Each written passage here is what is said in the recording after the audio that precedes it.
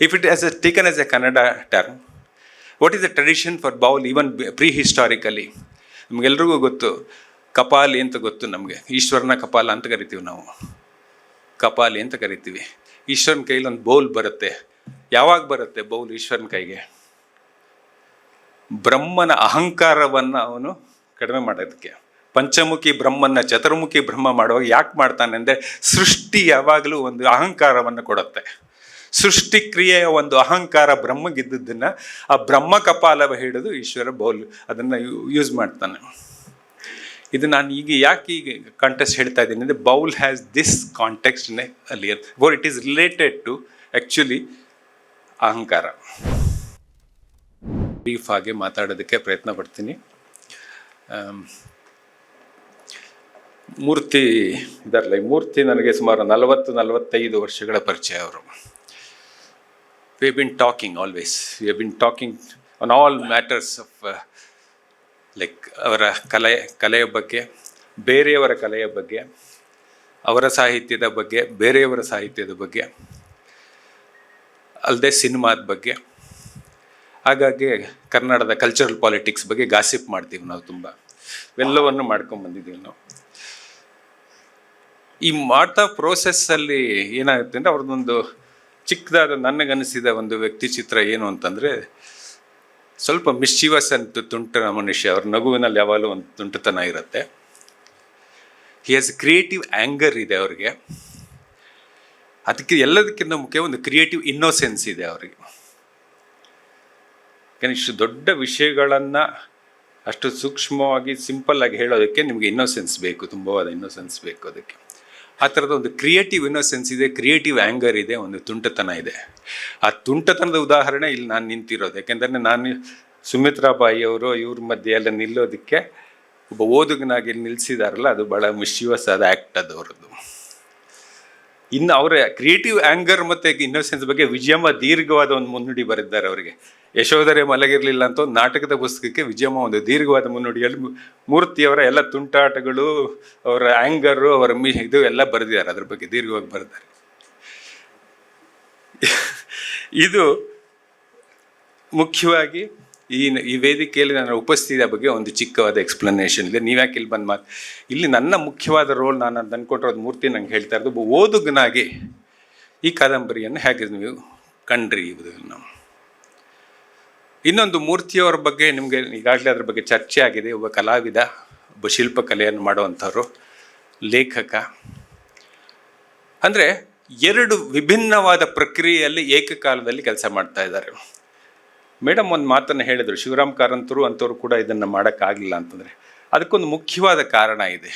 ಕಳೆದ 50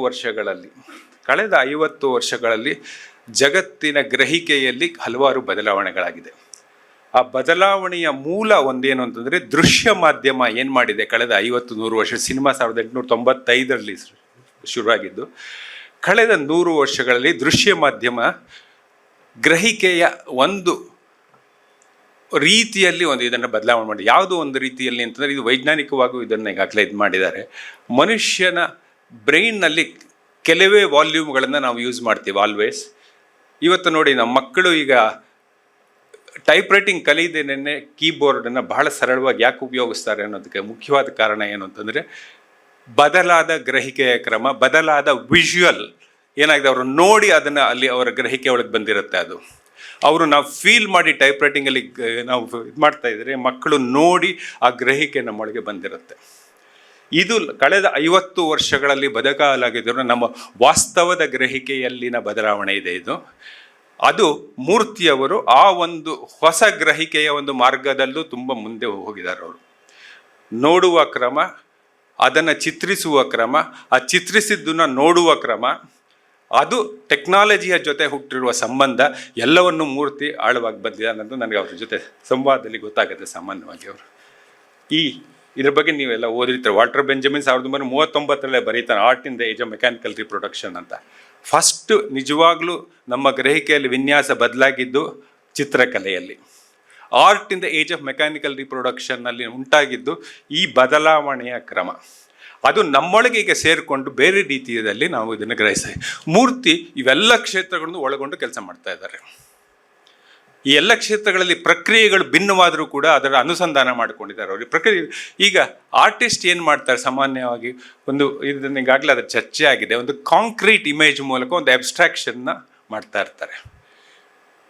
ಆದರೆ ಸಾಹಿತಿ ಸಾಮಾನ್ಯವಾಗಿ ಒಂದು ಅಬ್ಸ್ಟ್ರಾಕ್ಟ್ ಆದ ಒಂದು ಕಲ್ಪನೆಯನ್ನು ಕಾಂಕ್ರಿಟೈಸ್ ಮಾಡೋಕ್ಕೆ ಟ್ರೈ ಮಾಡ್ತಾ ಇರ್ತಾರೆ. ಇಲ್ಲಾಗಲೇ ಕಾಂಕ್ರೀಟ್ ಆದ ಒಂದು ಇಮೇಜ್ ಇದೆ ಮೂರ್ತಿಗೆ, ಅದನ್ನು ಆ ಕಲಾವಿದನಾಗಿ ಮಾಡ್ತಾ ಇರ್ತಾರೆ. ಇನ್ನೊಂದು ಆಲ್ಮೋಸ್ಟ್ ಅದು ರಿವರ್ಸಲ್ ಅಂತ ಇನ್ವರ್ಟೆಡ್ ಆಗಿ ಲಿಟ್ರೇಚರಲ್ಲಿ ಬರುತ್ತೆ. ಅದು ಅಬ್ಸ್ಟ್ರಾಕ್ಷನ್ನ ಕಾಂಕ್ರೀಟ್ ಆಗಿ ಮಾಡ್ತಾರೆ ಪ್ರೋಸೆಸ್. ಅದು ಇವೆರಡನ್ನ ಏಕಕಾಲದಲ್ಲಿ ಮೂರ್ತಿ ಮಾಡ್ತಾ ಇರ್ತಾರೆ. ಅದರಿಂದ ಅವರಿಗೆ ಇಮೇಜ್ ಆ್ಯಂಡ್ ವರ್ಡ್, ನಾವು ಸಿನಿಮಾ ಚರ್ಚೆಯಲ್ಲಿ ಇದನ್ನು ತುಂಬ ಆಳವಾಗಿ ಮಾಡೋದು ಏನಂದರೆ image and word, how are they related, how are they different, they are intermixed but they are different. ಎರಡು ಹೇಗೆ, ಯಾಕೆಂದರೆ ಒಬ್ಬ ಲೇಖಕ ತನ್ನ ಕಲ್ಪನೆ ಯಾವಾಗಲೂ ವಿಜುವಲ್ ಆಗಿರುತ್ತೆ. ಕಲ್ಪನಾ ಲೋಕ ವಿಜುವಲ್ ಆಗಿದ್ದದ್ದು, ಅದು ಬರವಣಿಗೆಯಲ್ಲಿ ಬರುತ್ತೆ. ಅದು ಅಂದರೆ ಒಂದು ಅಬ್ಸ್ಟ್ರಾಕ್ಷನ್ ಕಾಂಕ್ರೀಟ್ ಆಗ್ತಾ ಇರುತ್ತೆ. ಅಂದರೆ ಇವರು ಒಂದು ಬೌಲ್ ಇಲ್ಲಿ ಇಟ್ಬಿಟ್ಟು ನಮ್ಮ ಮುಂದೆ ಅದರಲ್ಲಿರೋ ಎಲ್ಲ ಅಬ್ಸ್ಟ್ರಾಕ್ಷನ್ನು ನಮ್ಮ ಮುಂದೆ ತರ್ತಾ ಇದ್ದಾರೆ. ಫಿಲಸಾಫಿಕಲ್ ಆದದ್ದು ಅಬ್ಸ್ಟ್ರಾಕ್ಷನ್ಸನ್ನು ನಮ್ಮ ಮುಂದೆ ಇಡ್ತಾ ಇದ್ದಾರೆ. ಆ ಥರದ ಬೇರೆ ಬೇರೆ ರೀತಿಯದಾದ ವಿಚಿತ್ರಗಳನ್ನು ತರ್ತಾ ಇದ್ದಾರೆ. ಇನ್ನೊಂದು ನಮ್ಮ ಓದುಗನಾಗಿ ನಮ್ಮಂಥವ್ರಿಗೆ ಏನಾಗುತ್ತೆ ಅಂತಂದರೆ, ನಮ್ಮಲ್ಲೇ ಕೆಲವಾರು ಬದಲಾವಣೆ ಆಗ್ತದೆ. ಹೋಗ್ತಾ ನಾವು ಹೆಚ್ಚು ಕಡಿಮೆ ನಾವು ಚಿಕ್ಕವರಾಗಿದ್ದಾಗ ನಾವು ಓದೋದು ಹೆಚ್ಚು ಸೃಜನಶೀಲ ಸಾಹಿತ್ಯವನ್ನು, ಕಥೆ ಕಾದಂಬರಿಗಳಿಗೆ ಹೆಚ್ಚು ಅಂಟ್ಕೊಂಡಿರ್ತೀವಿ. ಯಾಕೆಂದರೆ ಆವಾಗ ನಮಗೆ life is real, death is abstract. ಅದರಿಂದ ವಯಸ್ಸಾಗ್ತಾ ನಮ್ಗೆ ಗೊತ್ತಿದ್ದಂಗೆ ಈ ಕಾದಂಬರಿಯಲ್ಲಿ ಅದೆಲ್ಲ ಸೂಚನೆಗಳಿದೆ. Death is real, life is abstract. ಈ ಎರಡೂ ಪ್ರೋಸೆಸ್ನ ಈ ಕಾದಂಬರಿ ಹಿಡಿಯುತ್ತೆ. ಲೈಫ್ ಆಸ್ ರಿಯಾಲಿಟಿಯಿಂದ ಡೆತ್ ಆಸ್ ಅಬ್ಸ್ಟ್ರಾಕ್ಷನ್ ಹೋಗುತ್ತಾ, ಹೇಗೆ ಆರ್ಟಲ್ಲಿ ಈ ಪ್ರೋಸೆಸ್ಗಳು ಇನ್ವರ್ಟೆಡ್ ಪ್ರೋಸೆಸ್ ಇರುತ್ತೋ, ಲೈಫಲ್ಲಿ ಈ ಪ್ರೋಸೆಸ್ ಇರುತ್ತೆ, ರೀಡರ್ಸ್ಗೆ ಈ ಪ್ರೋಸೆಸ್ ಇರುತ್ತೆ. ಅದರಿಂದ ಈ ಕಾದಂಬರಿಯನ್ನು ನಾವು ಓದುವಾಗ ಈ ಥರದ ಪ್ರಶ್ನೆಗಳನ್ನು ನಮ್ಗೆ ಅದು ಎತ್ತುತ್ತಾ ಅನ್ನೋದೇ ನನಗೆ ಮುಖ್ಯವಾದ ವಿಚಾರ. ಒಬ್ಬ ಕಾದಂಬರಿ ಓದೋನು ಅಥವಾ ಸಿನಿಮಾ ನೋಡೋನು ನನಗೆ ಮುಖ್ಯವಾಗಿ, ನಾನು ಯಾಕೆ ಸಿನಿಮಾಗಳನ್ನು ನೋಡ್ತೀನಿ, ನನಗೇನು ಗೊಡಾಡ್ ಅಂತ ಒಬ್ಬ ಏನು ಭಾಳ ಜನ ಹೇಳ್ತಾರೆ ನಂಗೆ ಟೈಮ್ ಪಾಸ್ ಮಾಡೋಕ್ಕೆ ಸಿನಿಮಾ ನೋಡ್ತೀನಿ ಅಂತ. ಅವ್ನು ಗೊಡಾಡ್ ಹೇಳ್ತಾನೆ, ನಿನಗೆ ಜೀವನದ 3 ಗಂಟೆಯನ್ನು ನೀನು ಕಳ್ಕೊಳ್ತಾ ಇದೀಯಾ. You are wasting your time, you are not spending your time, you are not even enlightening or educating your self, you are just wasting your time. ಹಾಗೇನೇ ನಾವು ಓದುಗರು ಯಾಕೆ ಓದ್ತೀವಿ ಅಂತಂದರೆ ಈ ರೀತಿಯದಾದ ಒಳನೋಟಗಳನ್ನು ಈ ಕಾದಂಬರಿಗಳು ಕೊಡುತ್ತಾರೆ ನನಗೆ. ಮೂರ್ತಿಯವರು ಈ ಕಾದಂಬರಿಯಲ್ಲಿ ಆ ಥರದ ಹಲವಾರು ರೀತಿಯ ಒಳನೋಟಗಳನ್ನು ನಮಗೆ ಕೊಡ್ತಾರೆ.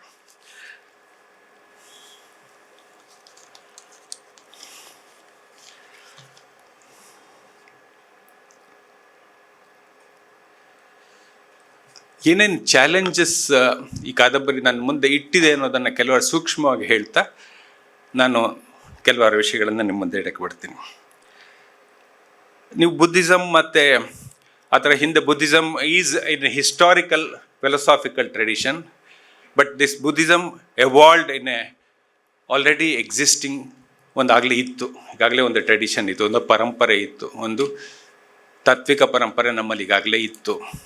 ಈ ತಾತ್ವಿಕ ಪರಂಪರೆ ಪೌರಾಣಿಕವಾದದ್ದು. ಅದಕ್ಕೂ ಮುಂಚೆ ನೀವು ಆ್ಯಕ್ಚುಲಾಗಿ ನಾವು ಇವತ್ತಿನ ಸ್ಥಿತಿ ನೋಡಿದ್ರೆ, ಇವತ್ತಿನ ಸ್ಪಿರಿಚುಯಾಲಿಟಿ ಅನ್ನೋ ಪದಕ್ಕೆ ಆ್ಯಕ್ಚುಲಾಗಿ ನಾವು ಜಾಸ್ತಿ ಚರ್ಚೆ ಆಗ್ತಾ ಇಲ್ಲ. ಇವತ್ತು ಹೆಚ್ಚು ಕಡಿಮೆ ಚರ್ಚೆ ಆಗ್ತಾ ಇರೋದೆಲ್ಲ ರಿಲಿಜಿಯನ್ ಅನ್ನೋದ್ರಲ್ಲೂ ಕೂಡ ಸ್ವಲ್ಪ ಸಮಸ್ಯೆ ಇದೆ ನಮಗೆ. ಯಾಕೆಂತಂದರೆ the religion as an English term doesn't involve the word dharma to that extent. It's more or less ಮತ ಅದು. When therefore we are always having this conflict between different matagalu, whereas Hinduism as a dharma, therefore we can't find out this. For what is spirituality in the context of dharma and what is spirituality in the context of religion is a very important issue Murthy is raising to me in this. The bowl itself, the concept of bowl itself has a very greater tradition in this country. ಬಹಳ ಜನ ಗೊತ್ತಿರ್ಬೋದಮ್ಮ, prehistoric religion nalli already there was a concept of bowl in a different way. Even in Christianity it is there. Even in the Genesis, even the Old Testament, the concept of wine pot is there. Pot is again a bowl. Adukku munche the bowl is this, the hand. This is the one. And Murthy is raising this question linguistically also. ಅವರ Kannada ಕಾದಂಬರಿಗೆ bowl ಅಂತ ಹೆಸರು ಕೊಡ್ತಾರೆ, ಅದರ English ಟ್ರಾನ್ಸ್ಲೇಷನ್ಗೆ ಬಿಕ್ಕುದು ಅಂತ ಕೊಡ್ತಾರೆ. For English Kannada ಕಾದಂಬರಿಗೆ bowl ಅಂತ ಕೊಟ್ಟಾಗ English ಕಾದಂಬರಿಗೆ ಯಾಕೆ ಬೌಲ್ ಅಂತ ಕೊಡೋಕ್ಕಾಗಲಿಲ್ಲ? ಈ ಪ್ರಶ್ನೆಗಳನ್ನು ನಾವು ಮೂರ್ತಿ ತುಂಬ ಎತ್ತರ, ನೀವೇ ಕೊಟ್ಟಿದ್ದೀರಿಲ್ಲೋ ಗೊತ್ತಿಲ್ಲ ನನಗೆ, but this a question that we need to ask our self, what does this mean? ಬೌಲಿಗಾಗಲೇ ಕನ್ನಡ ಪದ ಆಗೋಗಿದೆ ಅನ್ನೋದು ಒಂದು ಕ್ಲಿಯರ್. ಅದರಿಂದ it's a very clear that ಈಗ ಯಾರು ಬೋಗುಣಿ ಅನ್ನೋ ಪದ ಉಪಯೋಗಿಸಲ್ಲ, ನಾವು ಯಾರೂ ಬೊಗಸೆ ಅನ್ನೋ ಪದನೂ ಉಪಯೋಗಿಸಲ್ಲ. ನಾವು ಉಪಯೋಗಿಸ್ತಾ ಇರೋದು we are using the word bowl in Kannada.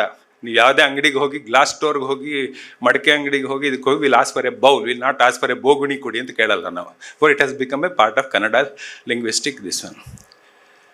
English it becomes bowl becomes something different because it has this adjective added to it. Generally is a begging bowl. It has an adjective added to the religious connotation, like what you have done in this. So what does it mean? If it has taken as a Kannada term, what is the tradition for bowl even prehistorically? ನಮಗೆಲ್ರಿಗೂ ಗೊತ್ತು, ಕಪಾಲಿ ಅಂತ ಗೊತ್ತು ನಮಗೆ. ಈಶ್ವರನ ಕಪಾಲ ಅಂತ ಕರಿತೀವಿ ನಾವು, ಕಪಾಲಿ ಅಂತ ಕರಿತೀವಿ. ಈಶ್ವರನ ಕೈಲಿ ಒಂದು ಬೌಲ್ ಬರುತ್ತೆ. ಯಾವಾಗ ಬರುತ್ತೆ ಬೌಲ್ ಈಶ್ವರನ ಕೈಗೆ? ಬ್ರಹ್ಮನ ಅಹಂಕಾರವನ್ನು ಅವನು ಕಡಿಮೆ ಮಾಡೋದಕ್ಕೆ. ಪಂಚಮುಖಿ ಬ್ರಹ್ಮನ ಚತುರ್ಮುಖಿ ಬ್ರಹ್ಮ ಮಾಡುವಾಗ ಯಾಕೆ ಮಾಡ್ತಾನೆ ಅಂದರೆ, ಸೃಷ್ಟಿ ಯಾವಾಗಲೂ ಒಂದು ಅಹಂಕಾರವನ್ನು ಕೊಡುತ್ತೆ. ಸೃಷ್ಟಿ ಕ್ರಿಯೆಯ ಒಂದು ಅಹಂಕಾರ ಬ್ರಹ್ಮಗಿದ್ದದ್ದನ್ನು ಆ ಬ್ರಹ್ಮ ಕಪಾಲ ಹಿಡಿದು ಈಶ್ವರ ಬೌಲ್ ಅದನ್ನು ಯೂಸ್ ಮಾಡ್ತಾನೆ. ಇದು ನಾನು ಯಾಕೆ ಕಾಂಟೆಕ್ಸ್ಟ್ ಹೇಳ್ತಾ ಇದ್ದೀನಿ ಅಂದರೆ, bowl has this context in earlier for it is related to actually ಅಹಂಕಾರ. ಬುದ್ಧಿಸಮ್ ಅಲ್ಲಿ it has taken as a kind of completeness as well as emptiness. It is also both the terms are there in Buddhist thought. It is shows it as a completeness at a particular time. That is good enough for you to live this world. But it is also to be empty always. ಹಾಗಾಗಿ ನಿಮ್ಮನ್ನು ನಾವು empty ಮಾಡ್ಕೊಳ್ತಾ ಇರ್ಬೇಕು. ಪ್ರತಿದಿನದ madam ಹೇಳಿದ್ರು ದೈನಂದಿಕವಾದದ್ದು, it is ದೈನಿಕವಾಗಿ ನಿಮ್ಗೆ ಏನು ಅದಕ್ಕೆ ಬರುತ್ತೆ ನಿಮ್ಗೆ ಅಷ್ಟೇ, ಅವತ್ತಿಂದ ಇದು ಅಷ್ಟು ಸಾಕು. ಅದು ನಮಗೆ ಅದಕ್ಕೂ ಹಿಂದಿನ ಟ್ರೆಡಿಷನ್ನಲ್ಲಿ ಇದು ಬರುತ್ತೆ. ನಾನೀಗ ರಿಲಿಜಿಯನ್ ಬಗ್ಗೆ ಹೇಳಿದೆ ನೋಡಿ. ರಿಲಿಜಿಯನ್ ಮೂರ್ತಿ ಇನ್ನೊಂದು ನಮಗೆ ರಿಲಿಜಿಯನ್ ಬಗ್ಗೆ ಮಾತಾಡೋ ಒಂದು ವಿಷಯವನ್ನು ಸ್ಪಷ್ಟವಾಗಿ ಹೇಳ್ತಾರೆ. ಮೂರ್ತಿ ಬೇಸಿಕಲಿ ನಮ್ಗೆ ಪರ್ಸನಲಾಗಿ ಗೊತ್ತಿಲ್ಲದೆ ಇದ್ರೂ ಓದಿದಾಗ ಗೊತ್ತಾಗತ್ತೆ ಅವರದ್ದು. ಹೀಸ್ ವೈಚಾರಿಕತೆಯ ಮೂಲ ಅವರದ್ದು ನಂಬಿಕೆಯ ಮೂಲದಿಂದ ಬಂತ ರಿಲಿಜಿಯನ್ ಅಲ್ಲ. ಬುದ್ಧಿಸಮ್ ಬಗ್ಗೆನೂ ಅವ್ರಿಗಿರೋದು ವೈಚಾರಿಕತೆಯ ಮೂಲವೇ ಹೊರತು ನಂಬಿಕೆಯ ಮೂಲ ಅಲ್ಲ ಅದು. It's not about faith in Buddhism, it's about the teachings, it's about the ideas, it is about the thoughts within Buddhism that interests him, because that is even today it is become very relevant. Buddhism, Buddha, Basava, Ambedkar anta ನಾವು ಮಾತಾಡ್ತಾ ಇದ್ವಿ. What are they? It is not about religious faith. Buddhism is not about religious faith. Buddhism for Murthy is an act of social understanding. ಅದು ಅವರ ಈ ಕಾದಂಬರಿಯೊಳಗೆ ಬರುತ್ತದೆ. ಇನ್ನೊಂದು ನಾನು ಮುಖ್ಯವಾಗಿ ನನಗೆ ಶಂಕರನ ಬಗ್ಗೆ, ಈಶ್ವರನ ಬಗ್ಗೆ ಮಾತನ್ನು ಹೇಳಿದೆ, ಬುದ್ಧನ ಬಗ್ಗೆ ನಾವು ಹೇಳಿದೆ, ಮೂರ್ತಿ ಬಗ್ಗೆನೂ ನಾನು ಹೇಳಿದೆ. ಈ ಇಂಗ್ಲೀಷ್ ಟ್ರಾನ್ಸ್ಲೇಷನಲ್ಲಿ ನೀವು ನೋಡಬೇಕಾದ್ದು ಒಂದು 40-50 ಸಾರಿ ಆದರೂ ಇನ್ನೋಸೆನ್ಸ್ ಅಂತ ಒಂದು ಪದ ಉಪಯೋಗಿಸಲ್ಪಟ್ಟಿದೆ. ಇನ್ನೋಸೆಂಟ್ ಅನ್ನೋ ಪದ ಅದು ಮುಗ್ಧ ಅಂತ ಕನ್ನಡದಲ್ಲಿ ಬರುತ್ತೆ. ಮುಗ್ಧ ಅನ್ನೋದು ಕನ್ನಡದಲ್ಲಿ ನೈವೇಟ್ ಅನ್ನೋದು ಪದಕ್ಕೆ ಟ್ರಾನ್ಸ್ಲೇಷನ್ ಇದು ಮುಗ್ಧ, ಇನ್ನೋಸೆನ್ಸ್ಗೆ ಅಲ್ಲ. Innocent is far deeper in English language, far deeper in English language. One alone, about at least about 10 or 12 meanings are there in that. What we can look at in the context of philosophical discourse is that it talks about sin. Innocence is becoming free of sin, becoming free of guilt, becoming free of evil. Actually, they are actually not aware of the innocent people are not aware of this worldliness, or they are not aware of the evil. They have no knowledge of evil. Innocence ಪದ ನೀವು ಡಿಕ್ಷನರಿನಲ್ಲಿ ನೋಡಿದ್ರೆ ಇಷ್ಟು ಅರ್ಥಗಳನ್ನು ಕೊಡ್ತವೆ. ನನಗೆ ಬುದ್ಧನ ಬಗ್ಗೆ ಹಾಗನ್ಸಿದೆ. ಅವನು ಹೊರಟಾಗ, ಎನ್ಲೈಟನ್ಮೆಂಟ್ಗೆ ಹೊರಟಾಗ, he was innocent. He was not knowing about evil as much as we think about evil. Shankara, ಈಶ್ವರನ್ನ ನಾವು ಇನ್ನೋಸೆಂಟ್ ಅಂತ ಕರಿತೀವಿ, ಎಲ್ಲರಿಗೂ ಗೊತ್ತಿದೆ ಅದು. ಬೋಲೆನಾಥ್ ಅಂತ ಕರೀತಾರೆ ಹಿಂದಿನಲ್ಲ ಅವನ್ನ. ಬೋಲೆನಾಥ್ ಅಂತಂದರೆ ಇಸ್ ಇನ್ನೋಸೆಂಟ್ ಗಾಡ್. ಅವನು ಯಾರಿಗೆ ಬೇಕಾದ್ರೂ ವರ ಕೊಡ್ತಾ ಇರ್ತಾನೆ. ಅವನು ಎಲ್ಲ ಡಿಸ್ಟ್ರಕ್ಷನ್ಗೂ ಆಮೇಲೆ ವಿಷ್ಣು ಬಂದು ಅದನ್ನು ಸಾರ್ಟ್ ಔಟ್ ಮಾಡಬೇಕು ಅವನು. ಈ ಬೋಲೆನಾಥ್, ಈ ಬುದ್ಧನ ಇನ್ನೋಸೆನ್ಸ್ ಮತ್ತು ಮೂರ್ತಿಯ ಕ್ರಿಯೇಟಿವ್ ಇನ್ನೋಸೆನ್ಸ್ ಎಲ್ಲ ಸೇರಿಯಾಗಿ ಈ ಕಾದಂಬರಿ ಆಗಿದೆ. ಈ ಇನ್ನೋಸೆನ್ಸ್ ಅಂದರೆ ಯಾಕೆ ಈ ಪದ ನಾನು ಯಾಕೆ ಹೇಳ್ತಾ ಇದ್ದೆ, 50-60 ಸಲ ಬರುತ್ತೆ ಇದರೊಳಗೆ. ಎಲ್ಲ ಪಾತ್ರಗಳ ಬಗ್ಗೆನೂ ಆ ಅಬ್ಜೆಕ್ಟಿವ್ನ ನೀವು ಯೂಸ್ ಮಾಡ್ತೀರಾ. ನೀವು ಎಲ್ಲ ಪಾತ್ರಗಳ ಬಗ್ಗೆ ಯೂಸ್ ಮಾಡ್ತೀರಾ. ಬಿಕ್ಕು ಬಗ್ಗೆ ಇನ್ನೋಸೆಂಟ್ ಅಂತ ಕೆಲವು ಕಡೆ ಹೇಳ್ತೀರಾ, ಅಜ್ಜನ ಬಗ್ಗೆ ಹೇಳ್ತೀರಾ, ಸುಮಲತೆ ಬಗ್ಗೆ ಹೇಳ್ತೀರಾ, ಆನಂದನ ಬಗ್ಗೆ ಹೇಳ್ತೀರಾ, ಕಡೆಗೆ ಮಹಾಗುರುವಿನ ಬಗ್ಗೆನೂ ಹೇಳ್ತೀರಾ. ಕಡೆಯಲ್ಲಿ ಒಂದು ಕಡೆ ಬರ್ತದೆ. ಈ ಇನ್ನೋಸೆನ್ಸ್ ಇನ್ನೊಂದು, ಈ ಕಾದಂಬರಿ ನಮ್ಮ ಇನ್ನೊಂದು ಯೋಚನೆ ಮಾಡೋದು ಈವಿಲ್ ಬಗ್ಗೆ. ಸಾಮಾನ್ಯವಾಗಿ ಅಫ್ಕೋರ್ಸ್ ಕನ್ನಡ ಸಾಹಿತ್ಯದಲ್ಲಿ ಇವರಿಗೆಲ್ಲ ಚೆನ್ನಾಗಿ ಗೊತ್ತಿರುತ್ತೆ ಮೇಡಮ್. ಈವಿಲ್ ಬಗ್ಗೆ ಒಂದು ನವ್ಯರ ಕಾಲದಲ್ಲಿ ಚರ್ಚೆ ಆಗಿದೆ. ಮಾಸ್ತಿಯವರ ಕಥೆಗಳ ಬಗ್ಗೆ ಚರ್ಚೆ ಮಾಡುವಾಗ ಅದಾಗಿದೆ. ಈವಿಲ್ ಬಗ್ಗೆ ಡಿಸ್ಕೋರ್ಸ್ ಇಲ್ಲದೆ ಇರೋದೇ ಮಾಸ್ತಿಯವರ ಕಥೆ ವೀಕ್ನೆಸ್ ಅಂತ ಕೆಲವರು ನವ್ಯರು ಆ ಕಾಲದಲ್ಲಿ ಅದನ್ನು ಆಪಾದಿಸಿದ್ರು. ಐ ಥಿಂಕ್ ಎಂ ಜಿ ಕೃಷ್ಣಮೂರ್ತಿಯವರು ಬರೆದಾಗ ಅದರೊಳಗೆ ಇತ್ತು ಅದು. ಮೂರ್ತಿಯವರು ಈವಿಲ್ನ ಸಂಪೂರ್ಣವಾಗಿ ಇದರಲ್ಲಿ ನಿರಾಕರಿಸಿದ್ದಾರೆ. ಈ ನಿರಾಕರಣೆ, ಈವಿಲ್ನ ನಿರಾಕರಣೆ ಆದಾಗ ನೋಡಿ, ಈ ಕಾದಂಬರಿ ಶುರುವಾಗೋದೇ ದ ಡೆತ್ ಆಫ್ ಈವಿಲ್ಲಿಂದ. ಮಾಲಿಂಗನ ಸಾವಿನಿಂದ ಈ ಕಾದಂಬರಿ ಶುರುವಾಗುತ್ತೆ, ಡೆತ್ ಆಫ್ ಈವಿಲ್ಲಿಂದ. ಅಂದರೆ ಎಂಟೈರ್ ಕಾದಂಬರಿನಲ್ಲಿ evil is dead. But how do we understand that situation? What Murthy does in this is that fine, evil is dead, but what is your purpose in life? Even without evil, you have a purpose to live. Those are the details what Murthy is working on. Why do you live? How do you live? Is the most important thing for him. The moral, what do you call it, the innocence paddhat ಬಗ್ಗೆ ನಾನು ಹೇಳಿದಾಗ it's about innocence is also about these issues, that is ignorance of evil and worldliness ಅಂತ ಹೇಳಿದಾಗ he's telling the same thing. ಈ ವರ್ಲ್ಡ್ಲಿನೆಸ್ ಬಗ್ಗೆ ಇರೋ ಸಮಸ್ಯೆಗಳು ಏನು ಅನ್ನೋದನ್ನು ಈ ಕಾದಂಬರಿ. Even though it is not, it actually like all ಆರ್ಟಿಸ್ಟ್ಗೆಲ್ಲ ಇದೊಂದು ಇರುತ್ತೆ, ಸ್ಪಷ್ಟವಾಗಿ ಗೊತ್ತಿರುತ್ತೆ ಅವ್ರಿಗೆ. ಆರ್ಟಿಸ್ಟ್ ಲೈಕ್ ನಾವು ಫಿಲ್ಮ್ ಮೇಕರ್ಸ್ ಬಗ್ಗೆನೂ ಈ ಮಾತನ್ನು ಹೇಳ್ತೀವಿ. There always transcend space and time in a particular. For example, ಇವತ್ತೊಂದು ಕನ್ನಡ ಸಿನಿಮಾ ಆದರೂ ಕೂಡ ಅದು ಹುಟ್ಟಿದ ತಕ್ಷಣ ಅದು ಜಾಗತಿಕವಾದ ಸಿನಿಮಾ. ಅದಕ್ಕೆ ಭಾಷೆಯ ಹಂಗಿರಲ್ಲ. ಮೂರ್ತಿ ಒಂದು ಪೇಂಟಿಂಗ್ ಮಾಡಿದ್ರೆ ಅದು ಜಾಗತಿಕವಾದದ್ದು, ಹುಟ್ಟಿನಲ್ಲೇ ಅದು ಜಾಗತಿಕವಾದದ್ದು. ಅದಕ್ಕೇನು you don't fit it in a particular. I mean ಎಲ್ಲ ಕಾಲದ ಆರ್ಟ್, ಎಲ್ಲ ಆರ್ಟಿಸ್ಟ್ಗಳಿಗೆ ಮೊನಾಲಿಸಾ ಯಾವ ಕಾಲದ್ದು ಏನು ಅನ್ನೋದು it does it relevant. Even a painting like Pieta, even though we know it is about Mary and Christ, ನೀವು ಅದು ನೋಡಿದ್ರೆ ಮದರ್ ಆ್ಯಂಡ್ ಸನ್ ಅಂತ ಅಷ್ಟೇ ನಾವು ಗ್ರಹಿಸ್ತೀವಿ. ಗೊತ್ತಿಲ್ಲದೆ ಹೋದರೆ, ನಮಗೆ ಮೇರಿ ಜೋಸೆಫ್ ಕತೆ ಗೊತ್ತಿಲ್ಲದೆ ಇದ್ದರೆ will see it as a mother and son. Murthy ಈ ರೀತಿಯಾದ ಅವರ ಆರ್ಟಿಸ್ಟಿಕ್ ಅವೇರ್ನೆಸ್ ಅಥವಾ ಕಾನ್ಷಿಯಸ್ನೆಸ್ ಏನಿದೆ ಅದನ್ನು ಕಾದಂಬರಿಗಳು ಉದ್ದಕ್ಕೂ ಬರ್ತಾ ಹೋಗುತ್ತೆ. ದೈನಿಕ ವಿವರಗಳನ್ನು ಬರೆದು ಪೇಂಟ್ ಮಾಡಿದ ವ್ಯಾನ್ ಗಾಗ್ ಅದು ಎಲ್ಲಿ ಬೇಕಾದ್ರೂ ಆಗ್ಬೋದು. ಫಾರ್ಮರ್ಸ್ನ ಇಂಪ್ಲಿಮೆಂಟ್ಸ್ ಎಲ್ಲಿದ್ದು ಬೇಕಾದ್ರೂ ಆಗ್ಬೋದು, ವರ್ಕರ್ಸ್ನ ಎಲ್ಲಿದ್ದು ಬೇಕಾದ್ರೂ ಆಗ್ಬೋದು. ಮೂರ್ತಿ ಆ ರೀತಿಯಲ್ಲಿ ಕಾದಂಬರಿ ಹ್ಯಾಕ್ ಪ್ಲೇಸ್ ಮಾಡ್ತಾರೆ ಅಂತಂದರೆ, ಇದು ಎಲ್ಲ ಕಾಲಕ್ಕೂ ಎಲ್ಲ ಮನುಷ್ಯನಿಗೂ ಸಲ್ಲಬೇಕಾದ ವಿಚಾರಗಳನ್ನು ಅವ್ರು ಹೇಳ್ತಾ ಇದ್ದಾರೆ. ಮನುಷ್ಯನಿಗೆ ಸಾಧ್ಯತೆಗಳನ್ನು ಕೊಡ್ತಾ ಇದ್ದಾರೆ. ನನಗೆ ಅದೇ ಹೇಳಿದ್ದು, ಒಬ್ಬ ರೀಡರ್ ಆಗಿ ನನಗೇನು ಅನಿಸುತ್ತೆ, ಅವ್ರು ಏನೇನು ಸಾಧ್ಯತೆಗಳನ್ನು ಮನುಷ್ಯನಿಗೆ ಕೊಡ್ತಾ ಇದ್ದಾರೆ ಅನ್ನೋದು. ಈಗ ನೋಡಿ, ಪ್ರಕೃತಿ ಬಗ್ಗೆ ಮತ್ತು ನಿಸರ್ಗದ ಬಗ್ಗೆ ಅವರ ನಿಲುವುಗಳನ್ನು ಇದರಲ್ಲೇ ನೋಡಿ ನೀವು. ಮನುಷ್ಯ ಪ್ರಕೃತಿ ಮತ್ತು ನಿಸರ್ಗ ಅನ್ನೋದನ್ನು ಎರಡು ಅವರು ಡಿವೈಡ್ ಮಾಡ್ತಾರೆ ಥ್ರೂ ಔಟ್. ಮನುಷ್ಯ ಪ್ರಕೃತಿ ಮತ್ತು ನಿಸರ್ಗ. ಈಗ ನಿಸರ್ಗ ಮತ್ತು ಮನುಷ್ಯ ಪ್ರಕೃತಿ ಬಗ್ಗೆ ನಮ್ಮ ಟ್ರೆಡಿಷ್ನಲ್ ನಾಲೆಡ್ಜ್ ಏನು ಹೇಳುತ್ತೆ ನಮಗೆ ಅಂತಂದರೆ, ನಮ್ಮ ಎಲ್ಲ ಈವನ್ ಶ್ರುತಿ ಸಂಪ್ರದಾಯದಲ್ಲಿ ಶುರುವಾಗೋದೇ ಪ್ರಕೃತಿಯ ಆರಾಧನೆಯಿಂದ ಶುರುವಾಗುತ್ತೆ. ಆಮೇಲೆ ಪ್ರಕೃತಿ ಆರಾಧನೆಯಿಂದ ಮುಂದಕ್ಕೆ ಬಂದು ಸ್ಮೃತಿ ಸಂಪ್ರದಾಯದಲ್ಲಿ ನಾವು ಅದನ್ನು ಬೇರೆ ರೀತಿಯಾದ ದೈವ ಕಲ್ಪನೆಗಳನ್ನು ಹುಟ್ಟಾಕ್ಕೊಳ್ತೀವಿ. ನಮಗೆ ಅನುಕೂಲವಾಗೋ ಹಾಗೆ ಕಥೆಗಳನ್ನು, ಕಥಾನಕಗಳನ್ನು, ಪುರಾಣಗಳನ್ನು ಹುಟ್ಟಾಕ್ಕೊಳ್ತೀವಿ. ಅದು ಒಂದು ಲೆವೆಲಲ್ಲಿ ಬರುತ್ತೆ. ಅದಾದಮೇಲೆ ಭಕ್ತಿ ಪರಂಪರೆಗೆ ಬರ್ತೀವಿ ನಾವು. ಭಕ್ತಿ ಪರಂಪರೆ ಸಂಪೂರ್ಣವಾಗಿ ಎಮೋಷನ್ಸ್ ಮೂಲಕ ನಾವು ದೇವರಿಗೆ ನಾವು we surrender ours the unknown ಮಾಡ್ತೀವಿ. ಈಗಿನ ಕಾಲದಲ್ಲಿ ಇದು ಪ್ರವಚನಕ್ಕೆ ಬಂದುಬಿಟ್ಟಿದ್ದೀವಿ ನಾವು. ಎಲ್ಲವನ್ನು ಪ್ರವಚನ ಮಾಡೋದೇ ಇವತ್ತಿನ ಈ ಒಂದು ಪ್ರೋಸೆಸ್ಸಲ್ಲಿ ಇದ್ದೀವಿ ನಾವು. ಮೂರ್ತಿ ಇದರಲ್ಲಿ ಏನು ಮಾಡ್ತಾ ಇದ್ದಾರೆ ಅಂತಂದರೆ, ಈ ಎಲ್ಲವುಗಳು ನೋಡಿದರೆ ಪ್ರವಚನ ಇದೆ ಇದರೊಳಗೆ, ಒಂದು ರೀತಿಯ ಭಕ್ತಿ ಇದೆ ಇದರೊಳಗೆ.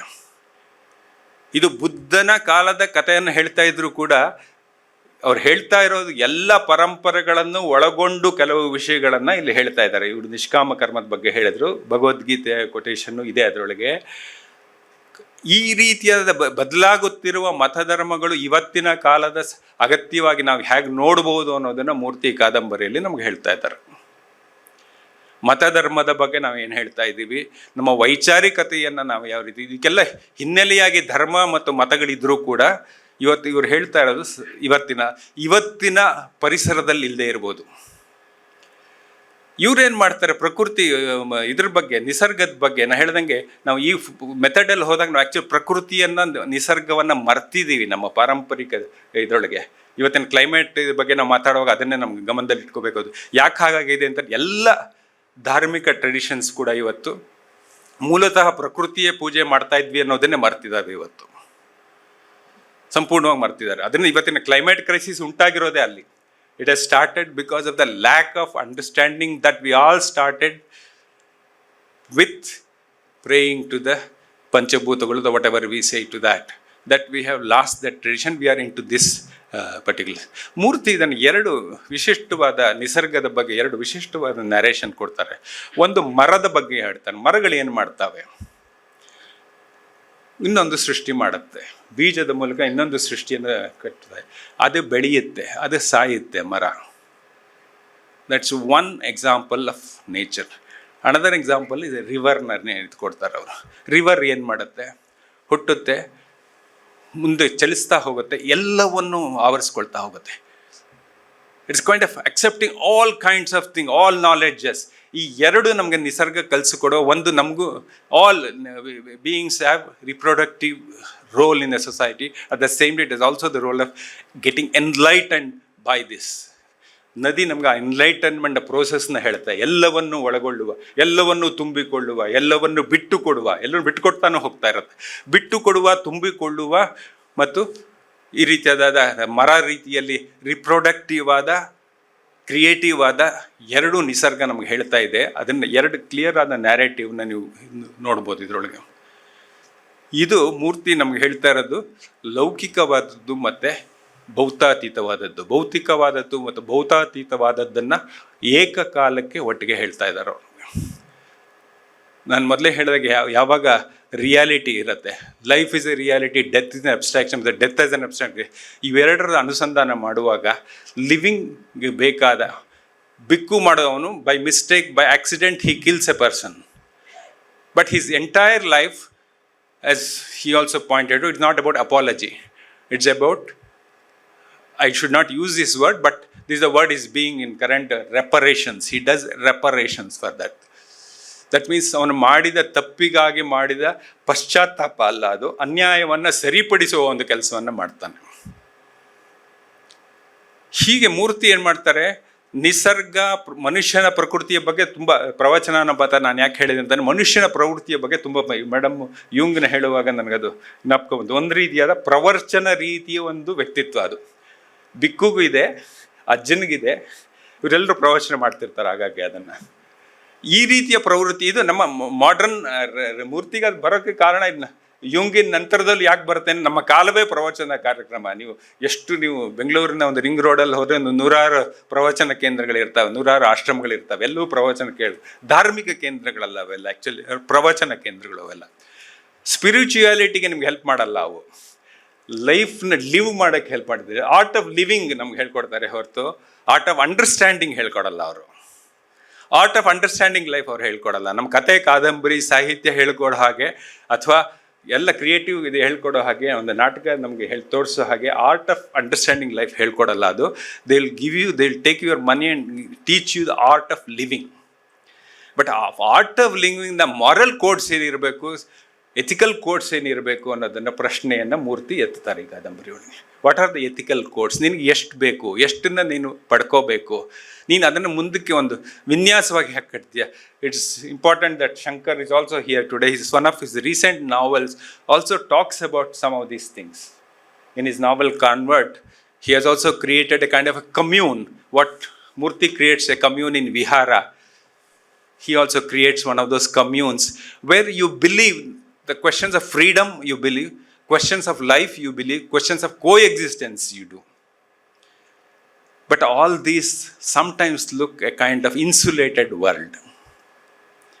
ಈ ಜಗತ್ತು ಮೇಡಮು ಆ ಪ್ರಶ್ನೆ, ಇದು ಸಾಧ್ಯವೇ ಈ ಥರ ಒಂದು insulated world ಬದುಕೋಕ್ಕಾಗತ್ತೆ?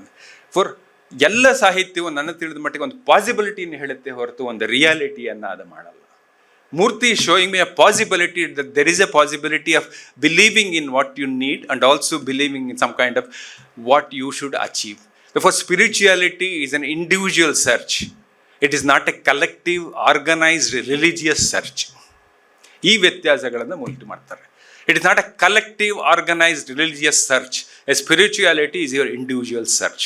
This individual search can be attained not by yourself always, by a Mahaguru, by a Guru, by a Bhikkhu, or by an Ajja. Ajja is the wisdom. He is the wisdom. He is the metaphor for wisdom in the whole novel. For all these possibilities, Murthy ನಮ್ಗೆ ಹೇಳ್ತಾ ಇದ್ದಾರೆ. ಅನುವಾದದ ಬಗ್ಗೆ ಇವರಾಗಲೇ ಮಾತಾಡೋದು, ನಾನು ಹೆಚ್ಚು ಮಾತಾಡೋಕ್ಕೆ ಹೋಗಲ್ಲ. ಅನುವಾದದಲ್ಲಿ ನಾನು ಓದುಗನ ನಾನು ಏನೇನು ಬಯಸ್ತೀನಿ ಸಾಮಾನ್ಯವಾಗಿ, ಯಾವುದೇ ಒಂದು ಕಾದಂಬರಿಯ ಮುಖ್ಯವಾದ ವಿಷಯ ಏನು ಅಂತಂದರೆ ಅದಕ್ಕೊಂದು ಕತೆ ಇರುತ್ತೆ, ಪ್ಲಾಟ್ ಇರುತ್ತೆ. ಅಫ್ಕೋರ್ಸ್ ಕಾವ್ಯಾನುವಾದ ಬೇರೆ ರೀತಿಯದ, ಅದಕ್ಕೆ ಬೇರೆ ಬೇರೆ ಸ್ಕಿಲ್ಗಳು ಬೇಕಾಗತ್ತೆ, ಮೆಟಫರು ಇದರದೆಲ್ಲ ಸ್ಕಿಲ್ ಬೇಕಾಗತ್ತೆ. ಆದರೆ ಒಂದು ಕಾದಂಬರಿ ಅನುವಾದಕ್ಕೆ ಬೇಕಾಗೋದು ಕಥೆ, ಕಥಾನಕ, ಅದರ ಸಂದರ್ಭ ಮತ್ತು ಸಾಂಸ್ಕೃತಿಕ ಸಂದರ್ಭ ಮತ್ತು ಅದರ ತಾತ್ವಿಕತೆ. ಅನುವಾದದಲ್ಲಿ ಸಾಮಾನ್ಯವಾಗಿ ಹೆಚ್ಚಿನ ಅನುವಾದಗಳು ನಮ್ಮ ಕಾಲದಲ್ಲಿ ನಾನು ನೋಡ್ತಾ ಇರೋದು ಕಥೆ ಮತ್ತು ಕಥಾನಕದ ಅನುವಾದದ, ಕಥೆ ಮತ್ತು ಕಥಾನಕವನ್ನು ಅನುವಾದ ಮಾಡುವ ಕೃತಿಗಳೇ ಹೆಚ್ಚಾಗಿರ್ತವೆ ನಮ್ಮಲ್ಲಿ.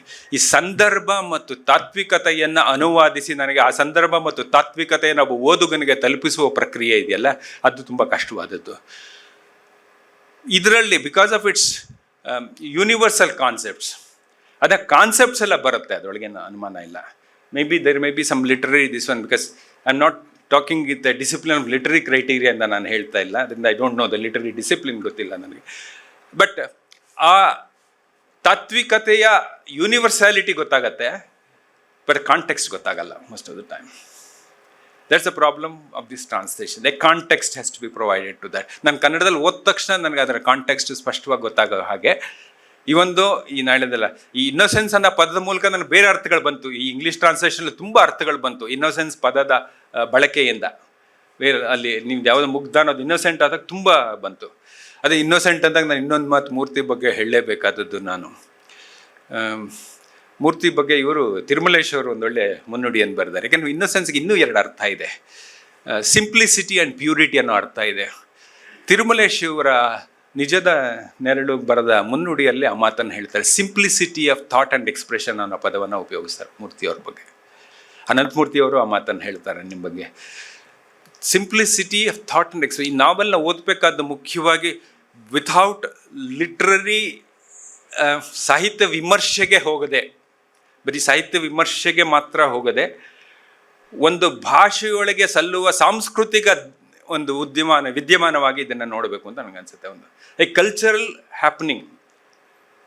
ಬಿಕಾಸ್ ಈ ಥರದ ಕಾದಂಬರಿಗಳು ಉಂಟು ಮಾಡುವ ಈ ಥರದ ಪ್ರಶ್ನೆಗಳು ಹೇಳಿದ್ನಲ್ಲ, ಬಿಂಬ ಮತ್ತು ಇಮೇಜ್ ಆ್ಯಂಡ್ ದ ವರ್ಡ್, ಆಮೇಲೆ the life and the death, the details of reality and the expectations of death, ಈ ಥರದ ಬೇರೆ ಬೇರೆ ಅಂಶಗಳ ಬಗ್ಗೆ ಒಂದು ಸಾಂಸ್ಕೃತಿಕ ವಿದ್ಯಮಾನವಾಗಿ ಇದನ್ನು ನೋಡೋದು ನನಗೆ ಹೆಚ್ಚು ಸೂಕ್ತ ಅನಿಸುತ್ತದೆ. ಒಂದು ಲಿಟ್ರರಿ ಕ್ರಿಟಿಸಮಲ್ಲಿ ಏನಾಗುತ್ತೆ, ಅದು does it really fit into a literary criteria, does it fit into a linguistic framework ಅಂತ ನೋಡೋ ಬದಲು, can we look at this novel as a kind of a cultural conversation between different faculties, different forms like philosophy, science, religion and the way of life.